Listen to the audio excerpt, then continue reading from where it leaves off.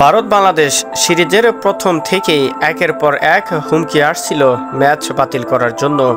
হিন্দু কিছু সংস্থাগুলি বাংলাদেশের সাথে ভারতের ম্যাচ খেলা নিয়ে তুলেছিল অনেক প্রশ্ন। বারবারই বিসিসিআইকে প্রশ্নবিদ্ধ করেছে ভারতীয় কিছু হিন্দু সংস্থা। তারা বারবারই বলেছে বাংলাদেশের সাথে সিরিজ বাতিল করতে। 5 আগস্টের পর বাংলাদেশ সরকারের পতন হওয়ার পর থেকেই একের পর এক ভারতও যেন বাংলাদেশের এক প্রকার শত্রুতেই পরিণত হয়েছে। বাংলাদেশ ভারতের ম্যাচ আবারও নতুন করে আসলো বাতিলের খবর। শুধু তাই নয়, হরতালেরও ডাক দিয়েছে কিছু হিন্দু সংস্থা। হিন্দু মহাসভা বহুদিন ধরেই বাংলাদেশ ক্রিকেট দলের ম্যাচ বাতিলের ডাক দিয়ে যাচ্ছে। কানপুরের সিরিজের দ্বিতীয় টেস্ট বাতিল করার সর্বোচ্চ চেষ্টা চালাবে বলে ঘোষণা দিয়েছে। এখন পর্যন্ত সে ঘোষণাতেই পাত্তা দেয়নি বিসিসিআই।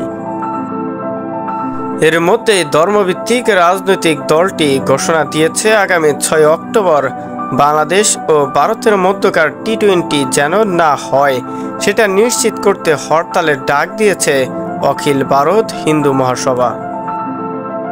বাংলাদেশে সনাতন ধর্মীদের উপর হামলার প্রতিবাদে বাংলাদেশের বিরুদ্ধে ম্যাচ বাতিলের দাবি বেশ আগে থেকেই করে আসছে হিন্দু মহাসভা।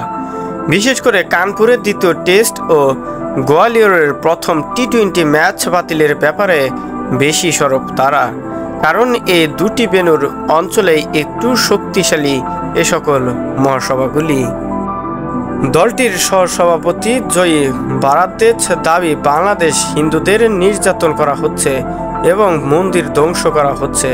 তিনি জানিয়েছেন, আমরা ম্যাচটাই এখানে হতে দেব না।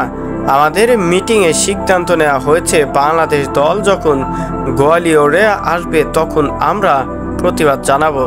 হিন্দু মহাসভা ম্যাচের দিন গোয়ালিয়র বন্ধ এর ডাক দিয়েছে, তবে জরুরি সেবা এবং আওতামুক্ত থাকবে বলে জানানো হয়েছে। তবে গোয়ালিয়র পুলিশের পক্ষ থেকে নিরাপত্তা নিয়ে সবাইকে শঙ্কামুক্ত থাকতে বলা হয়েছে। এক অফিসার বলেছেন, আমি ব্যবস্থা নিয়েছি। এটা বড় কোনো দল না যা শহরের আইন শৃঙ্খলা ব্যাঘাত ঘটাতে পারে। মানুষের নিরাপত্তার জন্য পর্যাপ্ত ব্যবস্থা নেওয়া হয়েছে।